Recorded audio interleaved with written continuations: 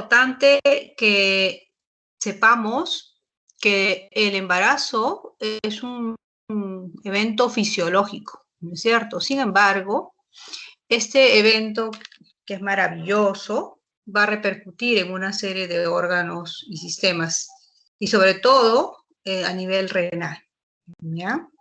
Van a sufrir una serie de modificaciones y eso lo vamos a ver, ¿no? Tanto en el riñón sano como en pacientes también enfermos. A grandes rasgos, lo que vamos a ver, por ejemplo, es que los riñones van a aumentar de tamaño, ¿ya? Es interesante también, recordemos que el tamaño del riñón es más o menos 12 por 6 y por 3 centímetros. En la ecografía, cuando hacemos el estudio de ecografía, generalmente es 1 centímetro menos. O sea, el parénquima, perdón, riñón 11 centímetros. ¿Ya? Entonces vamos a encontrar riñones de 12, 13 centímetros. ¿Ya? Ese aumento del tamaño de los riñones se puede deber por un incremento en la vasculatura, ¿no? Además también por la expansión del espacio intersticial.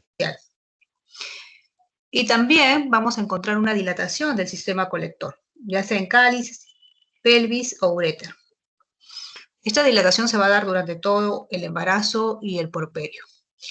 Y lo que se conoce con el nombre de hidronefrosis fisiológica de la gestante. Entonces van a haber cambios hemodinámicos sistémicos, específicamente, y obviamente también van a haber cambios más focalizados a nivel renal. A nivel sistémico vamos a encontrar que va a haber un aumento en el gasto cardíaco, ¿no? Va a subir, va a aumentar hasta un 50%. La presión arterial en estas gestantes por lo general va a disminuir durante el primer trimestre y luego va a volver a sus niveles basales. Por eso es que a veces es difícil el diagnóstico de hipertensión arterial en esta etapa, ¿no? El volumen sanguíneo también va a aumentar, sobre todo en el primer trimestre. Ya aumenta un 50%. Y la masa de Matías también aumenta, pero como aumenta también el volumen, no se va a notar. Y por eso es que esta paciente aparentemente va a tener una anemia, lo que llamamos anemia fisiológica. A nivel renal, recuerdan que el flujo plasmático renal es de aproximadamente 800 milímetros por minuto en el primer trimestre. Y luego, en las últimas semanas, va a ir disminuyendo hasta después del parto. El filtrado glomerular, acuérdense que es entre 80 y 120, pero va a aumentar.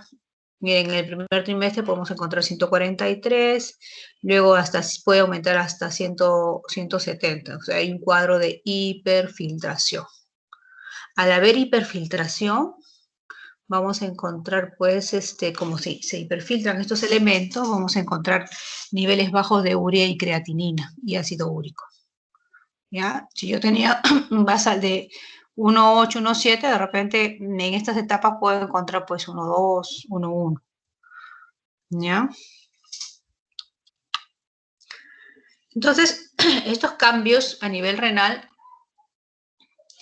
van a darse debido pues también a alteraciones, por ejemplo, en el sistema renina-angiotensina-aldosterona, en el sistema de prostaglandinas y en el sistema de la función tubular, ¿no? Entonces vamos a ver que en estas pacientes embarazadas va a estar alterado ese sistema de renina-angiotensina, va a aumentar hasta 15 veces, lo que va a hacer que aumente el flujo plasmático renal, ¿ya? Ese flujo plasmático renal, recordemos que puede aumentar, generalmente aumenta entre 50 y 80% durante los 2 primeros trimestres, ¿ya? También hay aumento de liberación de prostaglandinas. ¿Por qué? Esta prostaglandina va a ser liberada por los tejidos placentarios y la arteria umbilical, ¿no? Que generan de 10 a 100 veces más prostaglandinas. Además, vamos a encontrar también que va a haber una alteración de la función de los túbulos.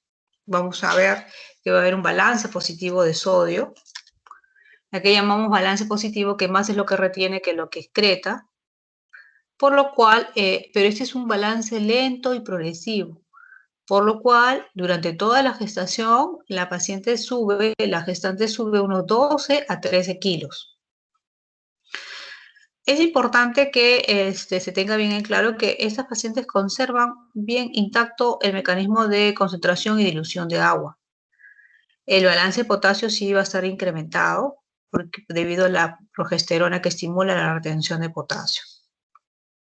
En relación al calcio, vamos a encontrar que va a haber un aumento del calcitriol y esto va a generar, ¿qué cosa? Mayor absorción de calcio, ¿ya? Y por lo tanto, al haber mayor absorción de calcio, va a haber mayor carga. Al haber mayor carga va a haber mayor pérdida también. Y por lo tanto, pues más concentrada la orina de calcio y precipitado, ¿no? Y formación de cálculos. Es interesante también que en las gestantes vamos a encontrar tendencia a la alcalosis. Van a tener un pH alcalino debido a un problema de hiperventilación por el tema de ocupación, ¿no? A nivel abdominal, ocupación del espacio del útero grávido y por lo tanto, pues menor volumen de expansión de estos pulmones, ¿ya?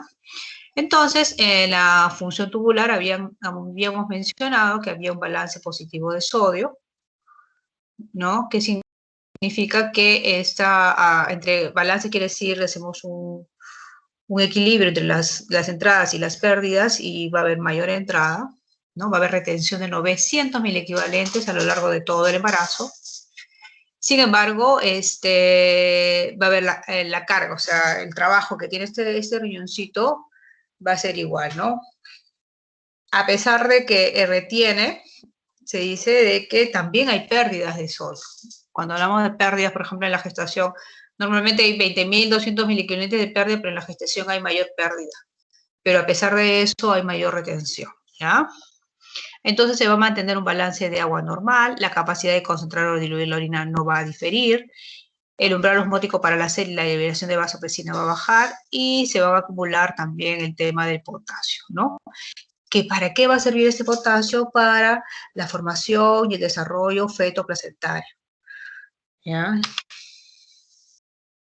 A nivel del túbulo renal en estas gestantes, vamos a ver que el calcio plasmático va a disminuir, va a haber disminución también de mayor excreción, de ácido úrico, glucosa y aminoácidos, y los niveles de vitamina D van a estar aumentados. Habíamos hablado, ¿se acuerdan? Que les dije que va a haber una alcalosis respiratoria compensadora debido generalmente a la liberación de progesterona que va a estimular el centro respiratorio, ¿ya? Y en cuanto a la motilidad ureteral, vamos a encontrar que el peristaltismo, saben que el uréter es una musculatura lisa y aumento generalmente peristáltica, pero esto se va a reducir durante la gestación debido a, primero, al tema hormonal, ¿ya?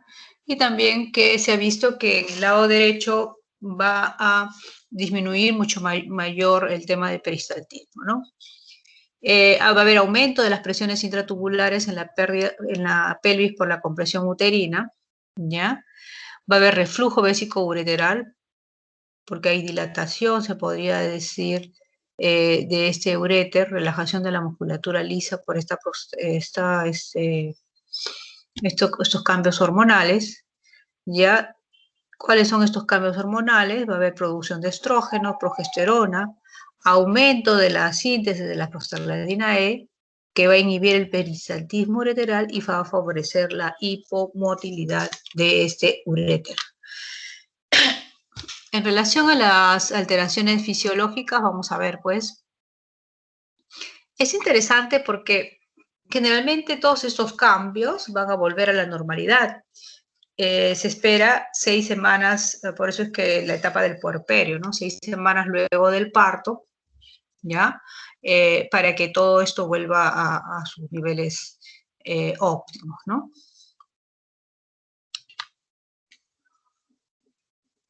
Sin embargo, vamos a encontrar que durante la gestación van a haber una serie de patologías asociadas al mismo y también al riñón, que es un protagonista importante en estas patologías, ¿ya? Entonces, tenemos en relación importante, en relación al grado, yo creo, de severidad. Empezamos desde la hipertensión sistémica crónica, hipertensión arterial gestacional, luego la preeclampsia, la eclampsia y el síndrome de Gell, que es el más severo y el de más alta mortalidad, ¿ya? Entonces, yo puedo estar embarazada y puedo tener una hipertensión arterial antes del embarazo, ¿ya? Entonces, eso se llama hipertensión arterial sistémica crónica, o sea, yo tengo mi hipertensión y me embaracé, ¿no? ¿Cómo lo diagnostico? Generalmente es antes de las 20 semanas de gestación.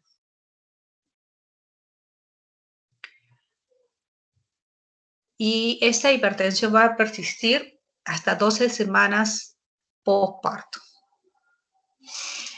¿Cómo yo puedo diferenciar una hipertensión arterial crónica? Porque muchas de las personas nunca a veces han ido al médico, nunca se han hecho un chequeo, nunca se han tomado la presión, no tienen un precedente de toma de presión y cuando se embarazan pues se hacen sus chequeos post embarazo, su control prenatal y encuentran pues presión alta. Entonces no saben si ella tuvo presión antes porque nunca tuvo un control o si recién estamos hablando de hipertensión gestacional, secundaria al embarazo, ¿no?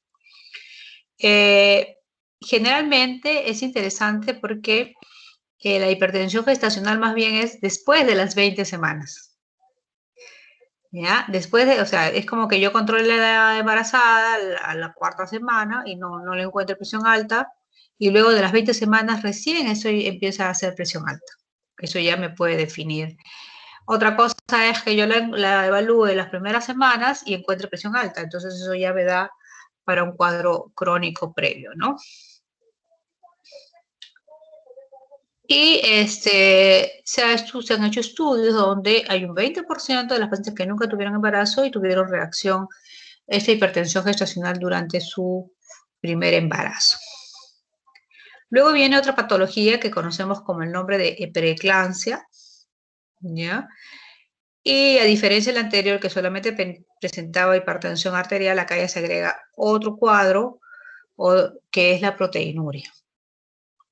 Entonces, al haber proteinuria, obviamente, pues disminuye la presión oncótica, estas pacientes van a tener edemas, esa hipertensión va a ser alta, van a presentar pues complicaciones de la hipertensión acúfenos, dolor abdominal y puede haber aumento súbito de peso. Luego viene en grado de avance de patología y gravedad la eclampsia, ¿no? Se da en el 1% de esos pacientes con hipertensión en el embarazo. Acá ya tenemos proteinuria y ya tenemos otro cuadro que son las convulsiones.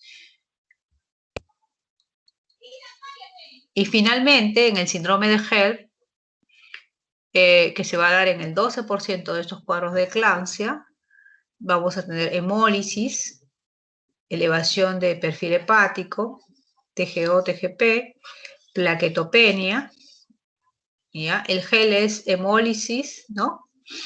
Oligonuria, edema agudo pulmonar y una disfunción del sistema nervioso central. ¿Ya? Vamos a desarrollarlos cada uno. Entonces, en relación a la hipertensión arterial previa o hipertensión arterial crónica, ya habíamos dicho que muchos de nosotros, las personas que nunca se han hecho un control, justo se embarazan y al hacerse el control prenatal encuentran pues que un 20% que tenían ya presión arterial elevada. Eso es importante. Antes de las 20 semanas. Esas son preguntas del MIR también, ¿no? En cuanto a la hipertensión arterial del embarazo, habíamos encontrado también que generalmente se da luego de las 20 semanas. Es importante porque aumenta la perimortalidad del bebé, ¿no? Hay un 10% que ya es mayor de 140,90. ¿Y cómo hacemos el diagnóstico? podemos decir que hay una presión arterial media, ¿no? Acá hablan de la presión arterial diastólica, ¿no? De 75 milímetros en el segundo y mayor de 85 milímetros.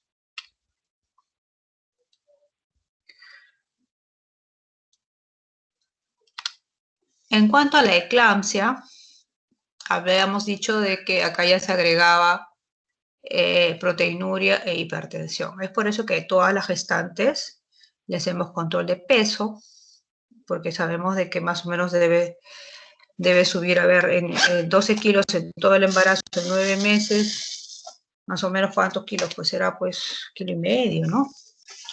1,5 kilos por 8, ¿cuánto sale? A ver, 1,5 por 8, a ver, chicos.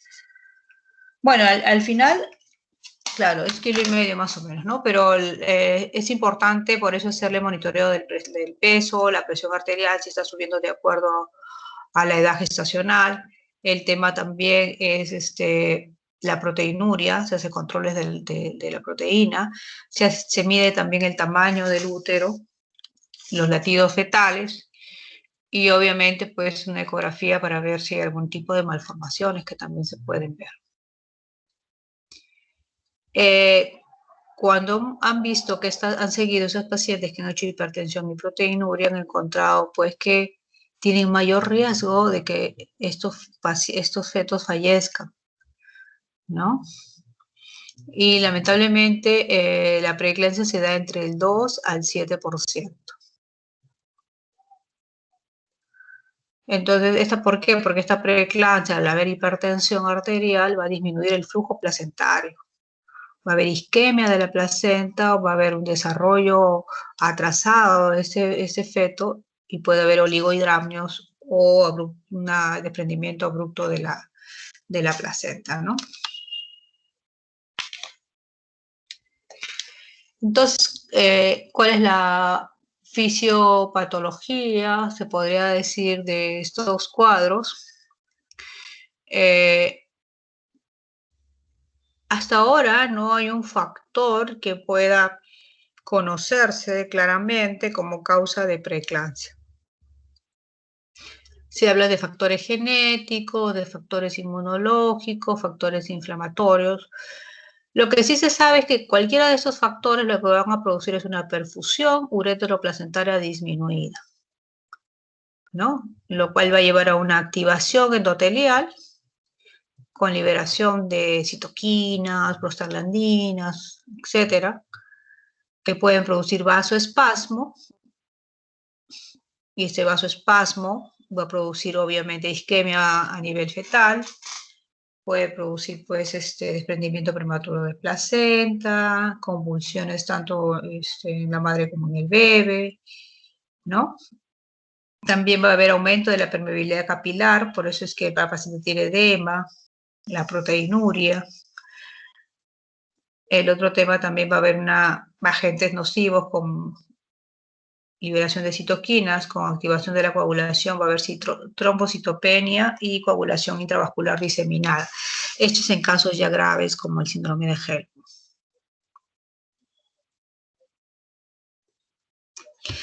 ¿No? Vemos en el lado derecho el tema de la menor perfusión ureteroplacentaria, la isquemia, el vasoespasmo, la activación de la coagulación, la liberación de todos estos componentes inflamatorios, hay una disfunción del endotelio y obviamente pues con todos los daños ya explicados. Entonces, vemos pues que el disparador, la etiología es que hay una disfunción del endotelio. Esa disfunción del endotelio, realmente, como les había mencionado, puede ser por múltiples causas, ¿no? Y que hasta ahora se desconoce, ¿ya? Entonces, esta disfunción endotelial, como lo habíamos visto en las láminas anteriores, y vamos a volver a recordar, va a desencadenar esta hipoxemia va a desencadenar esta disfunción endotelial va a desencadenar un déficit circulatorio y obviamente un vasoespasmo generalizado, cambios en la circulación placentaria, obviamente pues obstrucción aguda, ¿no? E infartos placentarios, ¿no? Es importante porque generalmente el organismo pues libera prostaglandinas, unas vasoconstrictoras y otras vasodilatadoras, y ambas están en equilibrio. Pero en esta patología van a predominar las prostaglandinas vasoconstrictoras, lo que hace pues que persiste esa hipoxemia y persiste este déficit circulatorio fetoplacentario. ¿Cuáles son los factores de riesgo de preeclampsia dependientes de la madre? Se ha encontrado que se da más en mujeres primíparas, que primer embarazo, y menores de 20 años. Hay aumento de la presión arterial al inicio de la gestación. Hay un polimorfismo genético del gen de la angiotensina o ciertos HLAs, como el B44DR7. Cuando hablamos del HLA, ¿se acuerdan que les hablaba de trasplante y que todas las células teníamos como un, el HLA son antígenos a nivel celular que identifican lo propio de lo extraño, ¿no? Cada uno tiene como su propio HLA, así sea mi hermana, va a tener otro HLA, es como una huella digital. Entonces, eso permite que el organismo reconozca lo propio y destruya lo extraño. Entonces, si entra una bacteria, entra otra cosa, el organismo lo va a identificar como extraño mediante este HLA de este elemento y lo va a destruir. Sin embargo, cuando hablamos de trasplante, más bien es una complicación porque no va a permitir, pues, acuérdense que a la persona se le va a poner un órgano de otra persona con otro HLA y el organismo tiene tendencia a destruirlo. Es por eso que damos tratamiento inmunosupresor para que este reconocimiento de lo extraño no se haga de forma adecuada, ¿no? Entonces, también se han visto factores de riesgo de preeclampsia, los embarazos múltiples, gemelares, antecedentes de preeclampsia, ya, pacientes que han tenido anterior preeclampsia y nuevamente con el siguiente embarazo tienen preeclampsia, antecedentes de diabetes, enfermedad renal e hipertensión arterial, el tiempo de interparitario mayor, más de 10 años, desde el último embarazo, el tema del antifosfolipídico en enfermedades, en lupus, por ejemplo, es interesante. Por ejemplo, a ver, yo les digo, en trasplante, yo tengo por ejemplo, si tengo una receptora que tiene lupus y tiene historia de embarazos, abortos o trombosis de los catéteres, yo debo pensar en un síndrome antifosfolipídico.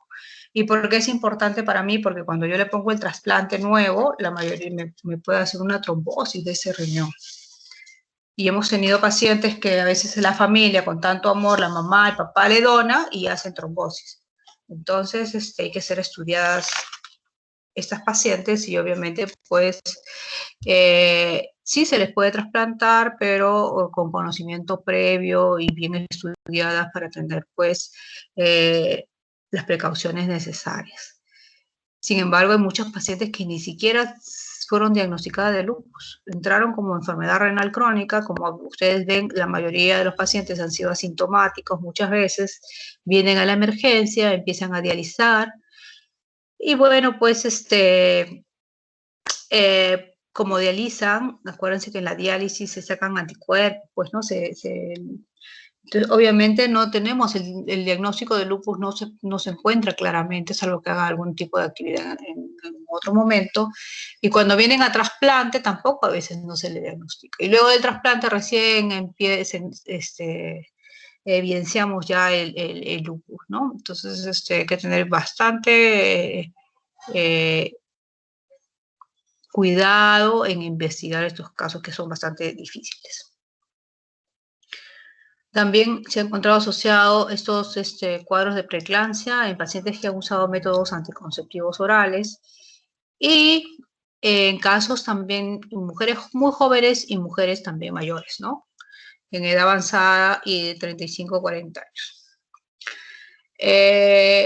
En casos específicos del embarazo que puedan producir preeclampsia, tenemos pues los embarazos gemelares, en caso de infecciones del tracto urinario, mola hidatiforme, hidrofetalis, en caso de donaciones de ovocitos también. Muy bien, entonces, en el laboratorio o en nuestra práctica clínica, ¿cómo hacemos el diagnóstico de preeclampsia, no? Acordarnos de que tenemos que hacer presión arterial, la toma de la presión arterial, y si es mayor de 140, obviamente ya hacemos el diagnóstico, pero si es más de 160 y 170 y no baja con el tratamiento, obviamente pues vamos a tener que internar a la paciente. En otros casos consideran la presión diastólica como un diagnóstico y si es más de 110 ya es grave.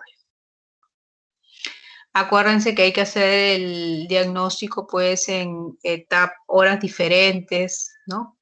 En 2 etapas diferentes, en 2 fechas diferentes. En cuanto, como la hipertensión arterial, también debemos hacer el diagnóstico, se dice que en 3 ocasiones diferentes, en tiempos diferentes también, ¿no?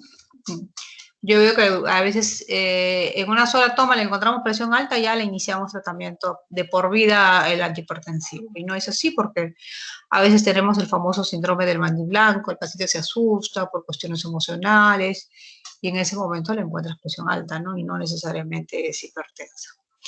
Muy bien, luego tenemos el tema de la proteinuria, que es otro parámetro importante para el diagnóstico. Hacemos la proteinuria en orina de 24 horas, mayor de 300 miligramos 24 horas. Acuérdense que hasta 150 es normal.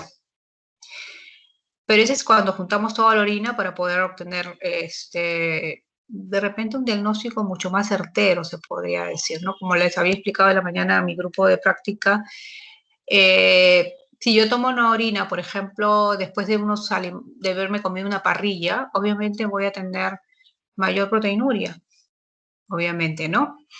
Porque hay mayor carga, pero definitivamente, y por eso es que es generalmente la más fidedigna son cuando haces las proteinurias mayores en un periodo de 24 horas.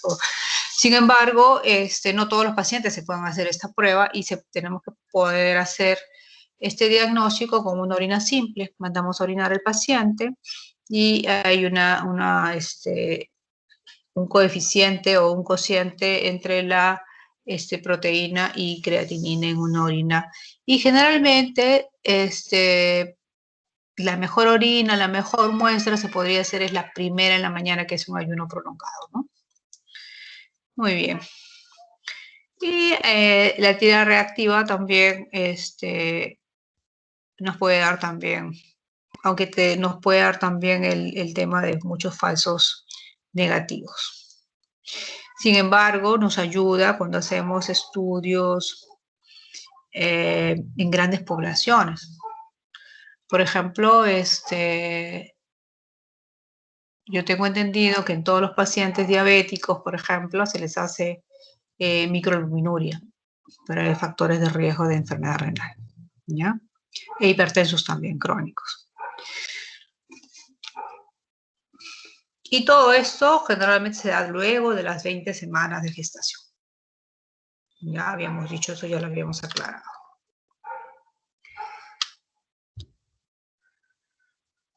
Muy bien. Vamos a pedir pues un estudio bioquímico para confirmar pues el perfil hepático, la creatinina, el ácido úrico, ¿no? El hemograma con el tema de la anemia, el tema de trombocitopenia y la coagulación también.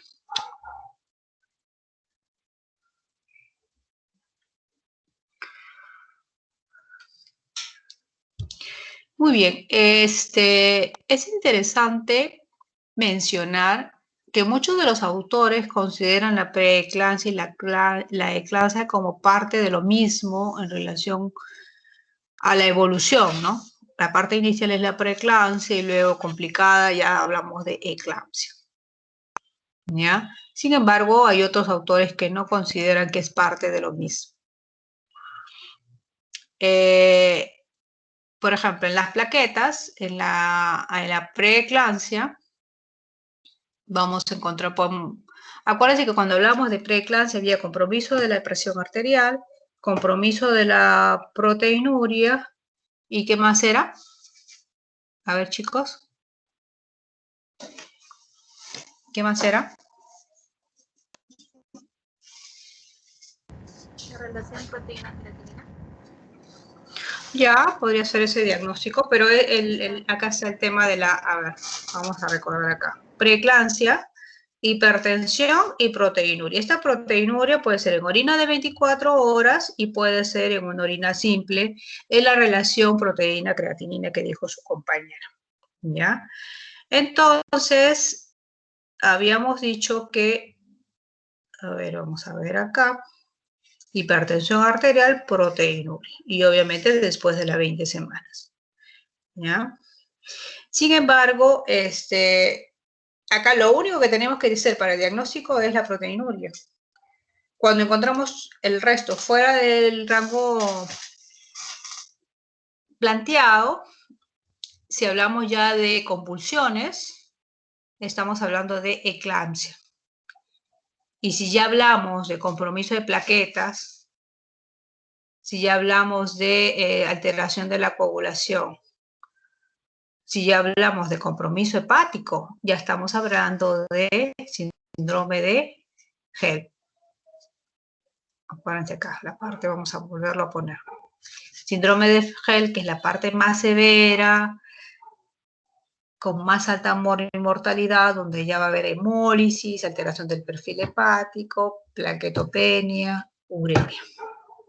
Yo he visto varios pacientes que se han muerto, mujeres que se han muerto dando a luz por síndrome de HELP. Y la verdad es que me da mucha pena. Muy bien.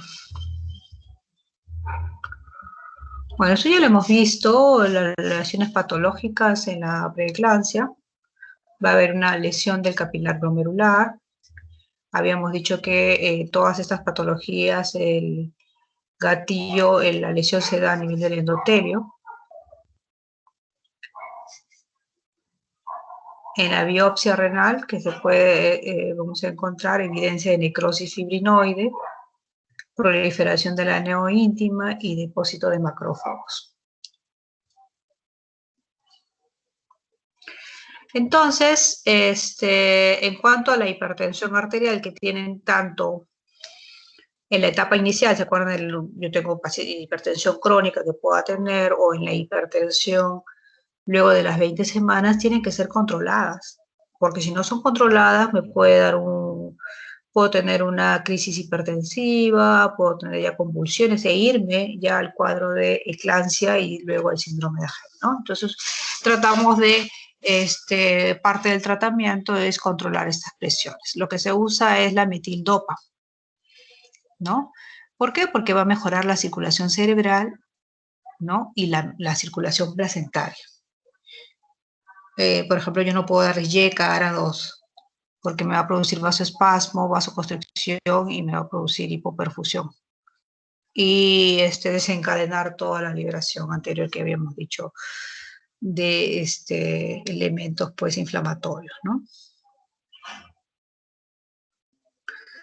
Ahora, yo puedo dar, generalmente vienen pastillas de 250 miligramos, se puede dar hasta cada 6 a 8 horas. Generalmente puedo dar 250 cada 8 o 500 cada 8. Pero imagínense, cuando ha habido casos muy severos han llegado hasta 3 gramos al día.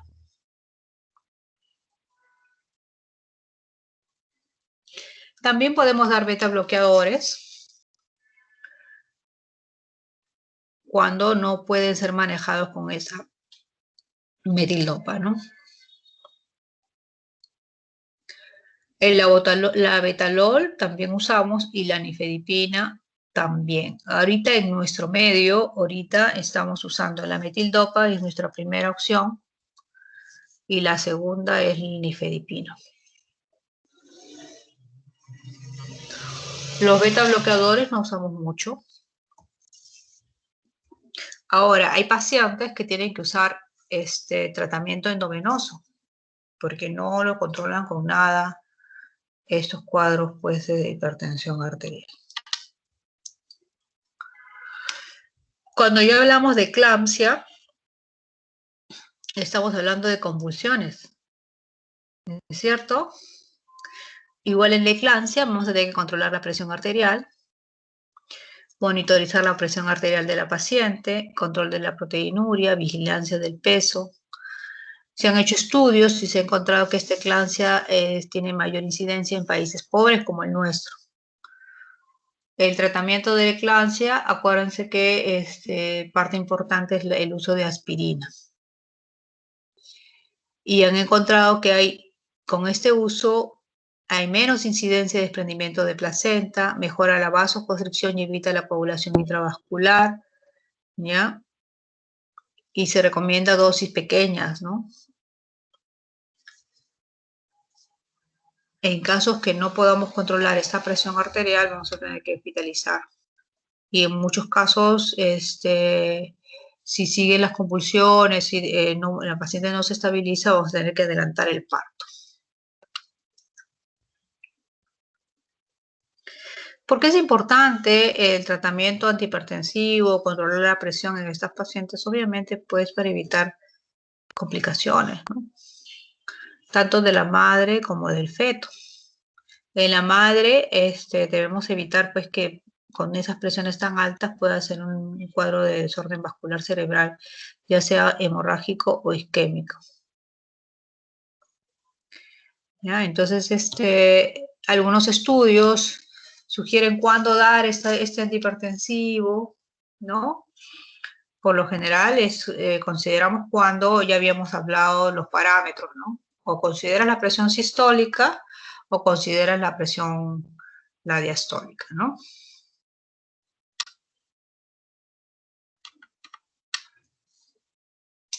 En relación a la eclampsia, donde ya se agrega el cuadro de convulsiones, debemos dar el sulfato de magnesio, ¿ya?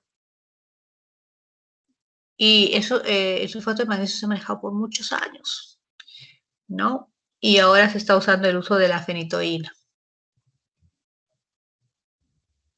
El problema del sulfato de magnesio es que también tiene efectos tóxicos. Es por eso que últimamente se está usando la fenitoína para el control de estas convulsiones. En las crisis hipertensivas, ¿se acuerdan que les dije que en algunos casos teníamos que usar la terapia endovenosa? Usamos la hidralazina en bolos de 5 a 10 miligramos cada 15 a 20 minutos. Y el nitrocruciato de sodio también lo usamos, porque definitivamente, si bien es cierto, tiene una toxicidad fetal, obviamente, pues ese es cuando se da mayores dosis, ¿no? En ese caso se da una dosis muy pequeña y la idea es una emergencia. Si tú a veces estás en el hospital y no tienes ningún medicamento endovenoso para dar a la paciente, tienes que usarlo, porque si no se te muere la paciente por esta crisis hipertensiva, ¿no? Y se da un poquito hasta que controle y luego ya se le deja de dar. Es interesante porque la hipertensión arterial asociada a la eclampsia desaparece generalmente posparto, pero puede persistir hasta 6 meses.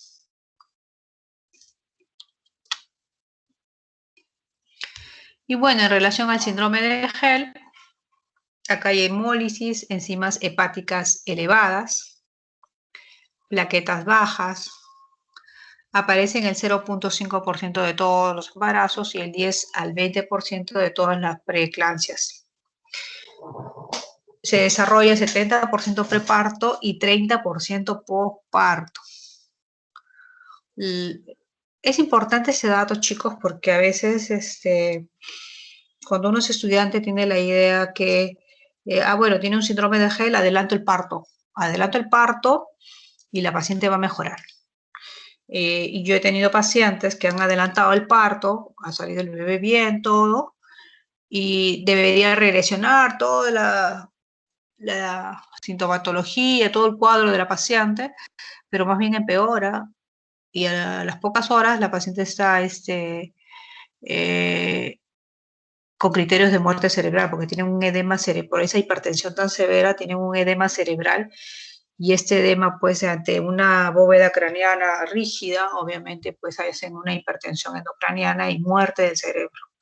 Y muchas de estas pacientes han sido donantes de órganos. Da pena porque son bebitos recién nacidos, ¿no? La mortalidad perinatal, miren, es del 15 al 30%. Acuérdense que hay desprendimiento prematuro de placenta, por eso la hipertensión produce pues una vasoconstricción, una hipoxemia a nivel uteroplacentario y todas las comorbilidades que pueda traer. Y la mortalidad materna es del 1%. Imagínense, 1 por cada 100 partos, ¿no? 100 pacientes que hacen síndrome de Gel. ¿Y de qué mueren? Hacen una coagulopatía diseminada, hay desprendimiento prematuro de placenta, hay insuficiencia renal aguda, ¿no? Hay un hematoma subcapsular de hígado. Hemos tenido pacientes que han hecho rotura hepática. Y hay desprendimiento de retina. ¿Cuál es el cuadro clínico y diagnóstico del síndrome de Gel? Va a haber dolor epigástrico, náuseas, vómitos, cefalea, visión borrosa. Las pruebas bioquímicas, vamos a tener una anemia hemolítica microangiopática, elevación de las enzimas hepáticas, trombocitopenia.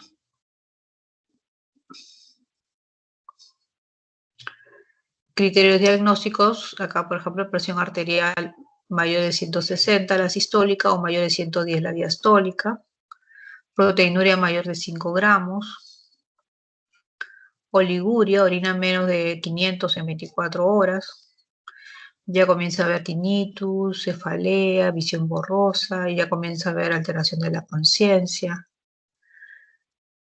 Gastrointestinales, va a haber dolor epigástrico. Acuérdense que hay una vasoconstricción también de las arterias mesentéricas y todo, ¿no? A nivel hepático va a haber rotura hepática, ¿no? Acuérdense que va a haber plaquetopenia, sangrado por muchas partes del organismo. Hematológico, trombocitopenia. En pulmones puede haber edema agudo pulmonar. Y obviamente, pues, estas hipoxemias crónicas de esas hipertensiones que se dan en este tipo de pacientes no controladas, van a haber, pues, restricción del crecimiento fetal y otro tipo de alteraciones, ¿no? Entonces, ¿cuáles son los objetivos del tratamiento? Prevención de las convulsiones. Ya les he dicho, puede ser con sulfato de magnesio o fenitoína.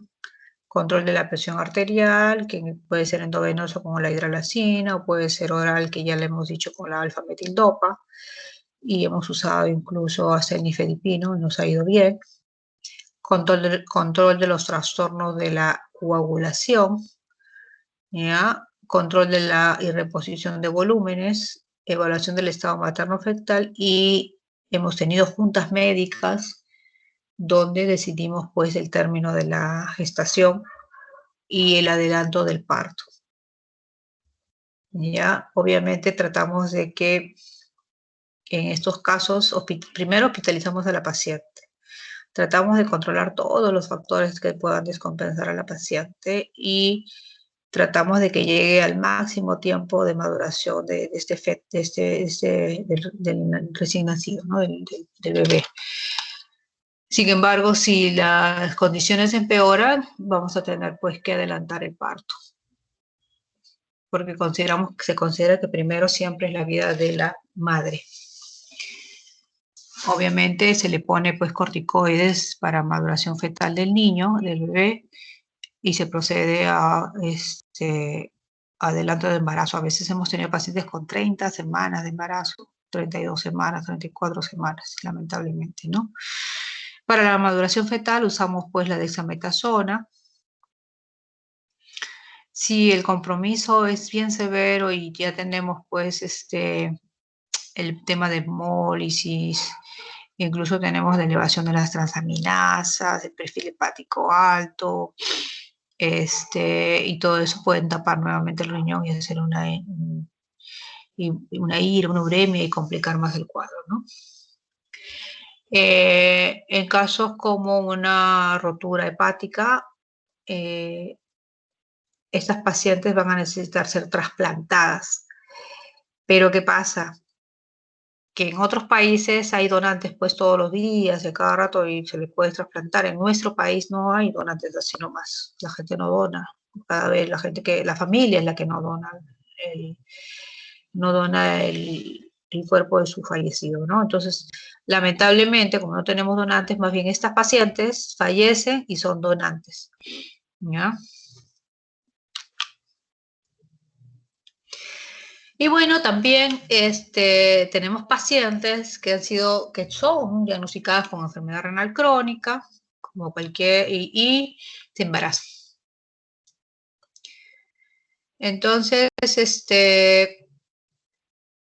estas pacientes, por lo general, pues no es que, a ver, yo tengo una creatinina, estoy en un enfermedad renal, estadio 3, y no es que por el embarazo me vaya a ir rápidamente hacia la diálisis, ¿no?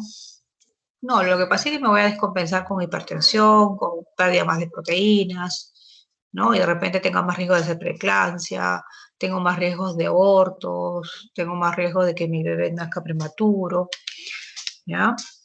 Sin embargo, sí se está dando, ¿no? Entonces, con creatinina mayor de 2, el 70% tiene retraso del crecimiento fetal, y con creatininas también mayor de 2, la incidencia de preeclampsia puede llegar hasta un 60%.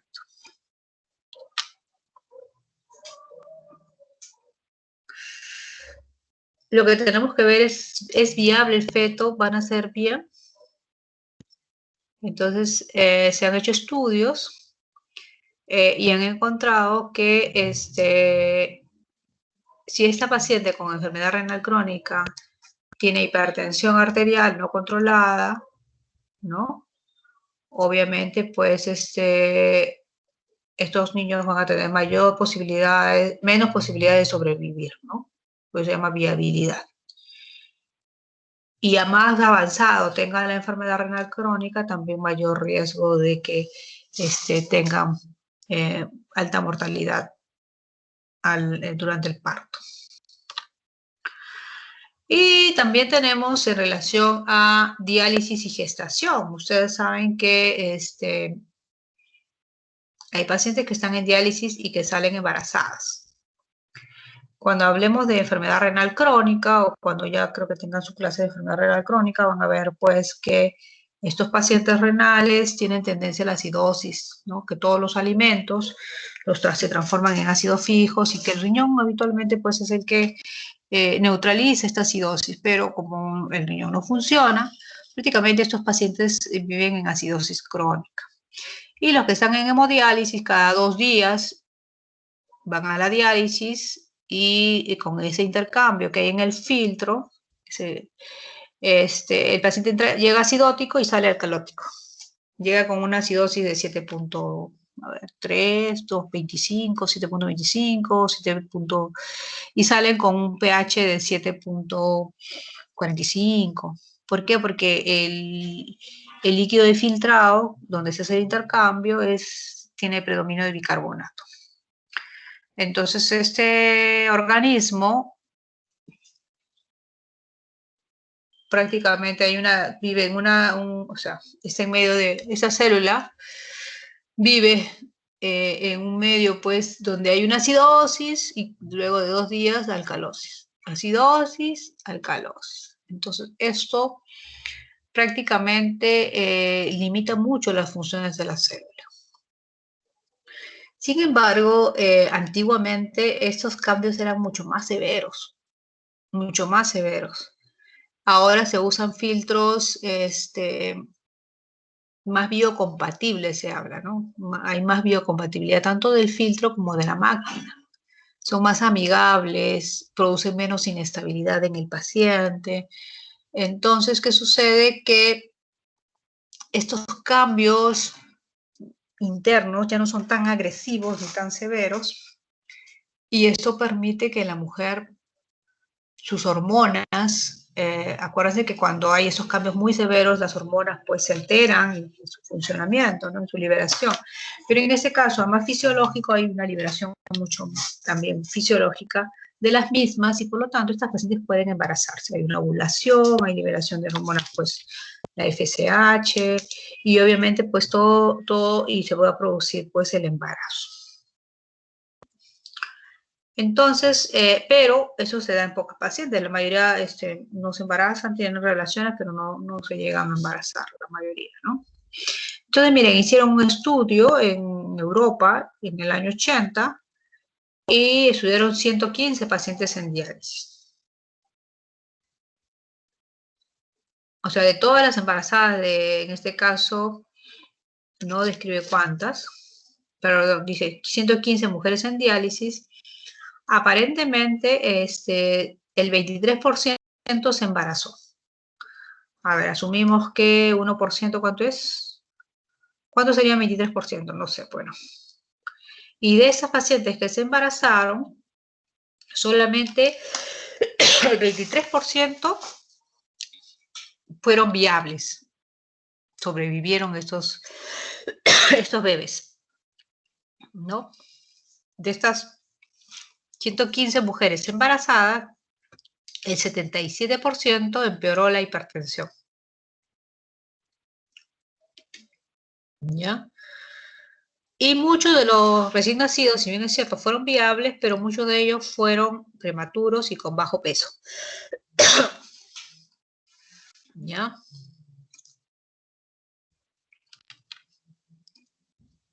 En relación al trasplante renal y gestación. Realmente el trasplante es tan maravilloso que recupera la función del riñón en un 100%. A diferencia de la diálisis, que recupera la función de un riñón en un 20%. Entonces, yo he visto pacientes que se han trasplantado y han tenido hijos. Incluso he tenido ahorita tengo dos, hay como 15 pacientes que han dado a luz y todo, y muy bien, ¿no? Sin embargo, es un albur porque hay algunas pacientes que más bien sí empeoran su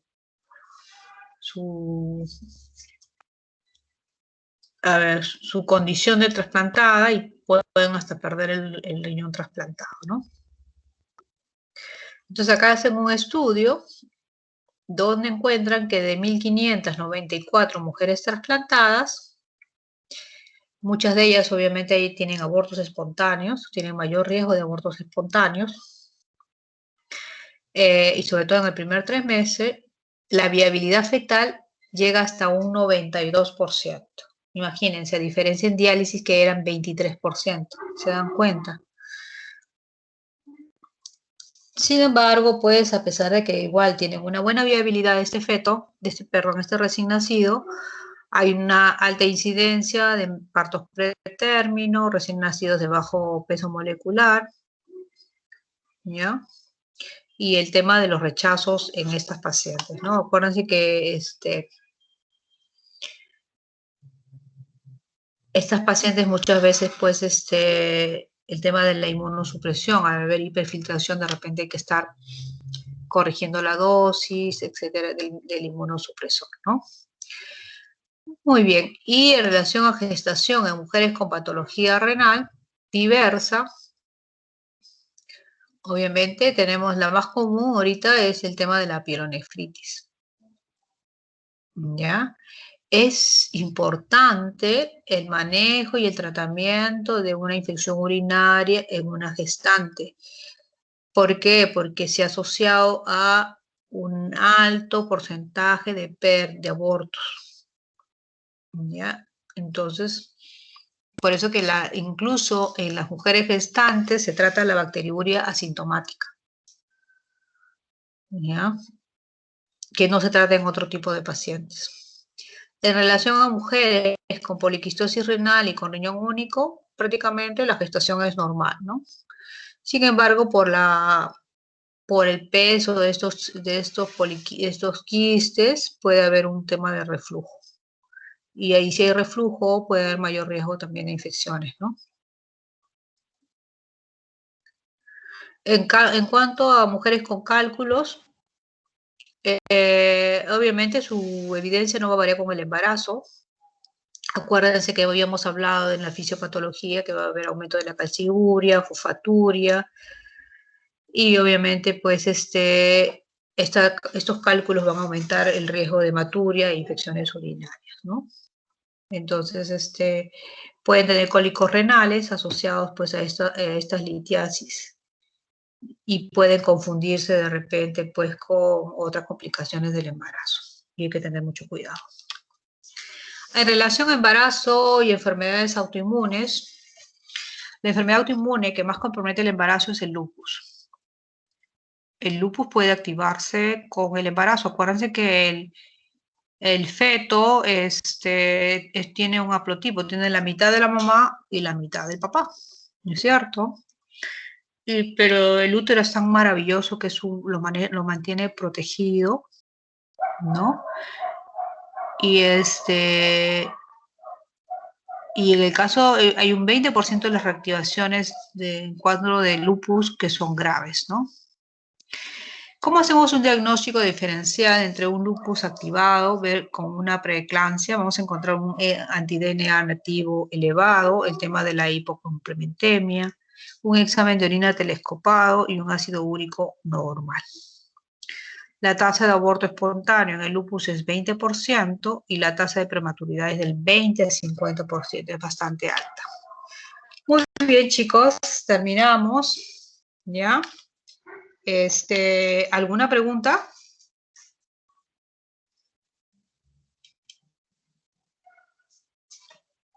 Sí, doctor, una consulta. Sí. Había mencionado sobre la proteína asintomática, ¿no? Que en caso de mujeres embarazadas se tiene que tratar sí o sí, ¿no? Y personas, digamos, hombres así, digamos, de una edad adulta, no, obviamente no se trata. ¿Por qué la diferencia en que, o sea, no sé que una proteína asintomática puede traer complicaciones como una pielonefritis y alteraciones durante el embarazo, ¿no? Pero ¿por qué el caso de embarazo sí se trata y una persona, digamos, con características normales no se puede tratar? Ya, cuando hablamos de infecciones urinarias, solamente hay dos condiciones donde puedes tratar, ¿no? En pacientes embarazadas, ¿ya? Y en pacientes que van a ser sometidos a algún procedimiento urológico. ¿Por qué? Porque esta infección que puede ser localizada se puede hacer sistémica. Entonces, por eso es que se trata específicamente. En otros casos, no es necesario tratar. Yo puedo tener una infección urinaria.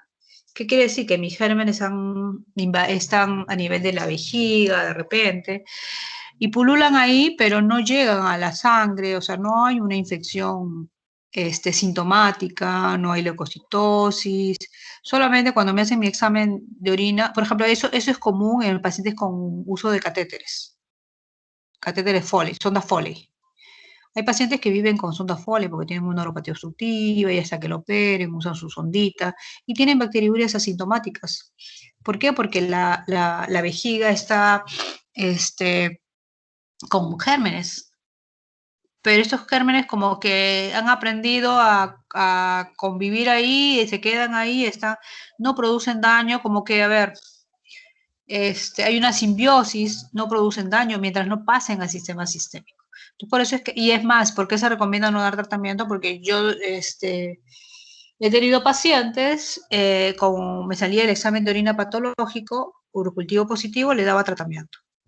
Terminaba el tratamiento otra vez y cada vez se emplea antibióticos mucho más severos. Empezaba con una cefalosporina primera, luego y el paciente no tenía nada, pero yo le daba porque para mí era trasplantado y necesitaba, ¿no? Entonces le empezaba a dar con otro tipo, ya me comencé a ir a imipenem, meropenem, Entonces, definitiva, ¿y por qué no se recomienda? Porque esta paciente, si bien es cierto, se ha quedado localizada la infección o los gérmenes a nivel de la vejiga, en algún momento, por algún motivo, esta paciente puede hacer una enfermedad sistémica, ya, infección, ¿no?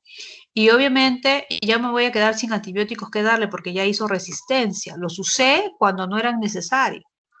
Y ahora que es necesario para controlar la infección ya no tengo porque ya hizo resistencia. Entonces es por eso que no se recomienda dar tratamiento en infecciones urinarias, en bacteriurias asintomáticas. ¿Ya? ¿Alguna otra pregunta? ¿Quedó claro la pregunta? Sí, doctora, sí queda claro. Muchas gracias, Ben. Muy bien. ¿Alguna otra pregunta, chicos? Doctora, disculpe, continuando con ese tema, si no hay síntomas, solamente hay retención urinaria, ¿se considera entonces eso como un síntoma ya? ¿Un signo, la retención urinaria? No, la retención urinaria no justifica Que sea por tratamiento. un fármaco, ¿Ah? que Que sea, sea por ejemplo, por un fármaco anticonceptivo que provoque retención urinaria, y ahí leucocituria o bacteriuria. Solo tiene ese... ya. Entonces, pero más si tuviera fiebre además agregada, eso sí sería entonces sintomática, ¿no, doctora? A ver, chicos, es importante diagnosticar una infección urinaria. Una infección urinaria tiene que ver con bacteriuria, nitratos en orina positivo, esterasa leucocitaria positivo, presencia de gérmenes. Pero si no tengo nada de eso, no tengo infección. Ahora, es importante también que ustedes sepan que yo puedo tener síntomas, disuria, polaquiuria, orina maloliente, fiebre, y que me hago un urocultivo y me sale negativo. ¿Ya? Eso no quiere decir que no tenga una infección urinaria. Acuérdense que de las muestras para urocultivo solamente, se podría decir que el 80% te va a dar positivo por una infección y hay un 20% que te va a dar un falso negativo, teniendo la infección. Por eso que nosotros también nos dejamos llevar bastante por el tema de la clínica, pero le vuelvo a mandar a hacer otro urocultivo, porque para mí es importante para el tema del tratamiento. El urocultivo me va a decir, y antibiograma me va a decir, pues, si es resistente a determinado medicamento. De repente yo le estoy indicando un medicamento y que hace resistencia y la paciente no va a mejorar, ¿no? Entonces, yo quiero que ustedes entiendan que si hay síntomas, obviamente, pues estamos hablando cuando hablamos de infección urinaria hay sintomatología alta y sintomatología baja, ¿ya? La disuria, la polaquiuria, todo eso es sintomatología baja. La sintomatología alta es la fiebre, las náuseas, los vómitos, el dolor lumbar, ¿ya? La elevación incluso puede elevar uricreatinina, ¿no? Entonces, eso es una pielonefritis. Entonces, obviamente, si tengo clínica, tengo que tratarla. Tengo que tratar la infección. ¿Yo qué hago? A ver, viene una paciente, náuseas, náuseas, fiebre, dolor en la zona lumbar. Le hago un examen simple que está en media hora y me sale leucocitos y presencia de bacterias. Yo le inicio tratamiento porque el urocultivo va a estar listo en 3 días y no voy a esperar a 3 días para iniciar el tratamiento. Lo que yo hago es darle un tratamiento intermedio, por ejemplo, le puedo dar ceftriaxona, unos 3 días y luego cuando sale el cultivo me va a decir si es sensible o resistente.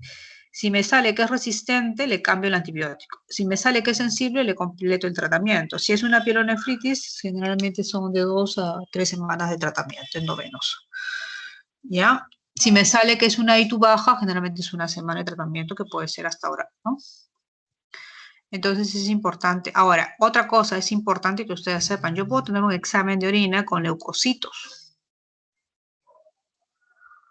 Leucocitos, el tema de leucocitos en orina no quiere decir infección urinaria. Yo puedo tener leucocitos por una nefritis intersticial. Ya cuando hablemos de nefritis intersticial vamos a ver eso, pero no es diagnóstico de infección urinaria. También puedo tener un examen de orina con bacterias, una cruz, y eso tampoco, y no tengo síntomas, nada. Eso no es una infección, porque puede ser que la orina esté contaminada. A la hora de tomarse la muestra, de repente pues el recipiente estaba contaminado, o de repente pues por arrastre, ustedes saben que no se toma la primera orina, o sea, generalmente se deja que el paciente orine y en el chorro medio ahí se pone el frasco, ¿no? Entonces, definitivamente también es la toma, cómo se toma la muestra, ¿no? Es importante. Entonces, cuando hablas de que una obstrucción renal no tendría por qué darte infección. ¿En qué casos te da?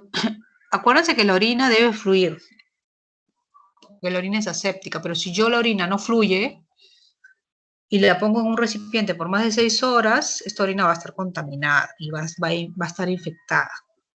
Es por eso que a veces hay mujeres que retenemos la orina y se recomienda que no se retenga la orina, porque incluso la vejiga es un recipiente y no puedes estar pues 6 horas con la orina ahí, que obviamente pues puede contaminarse. Entonces se recomienda pues, ¿en qué casos es difícil?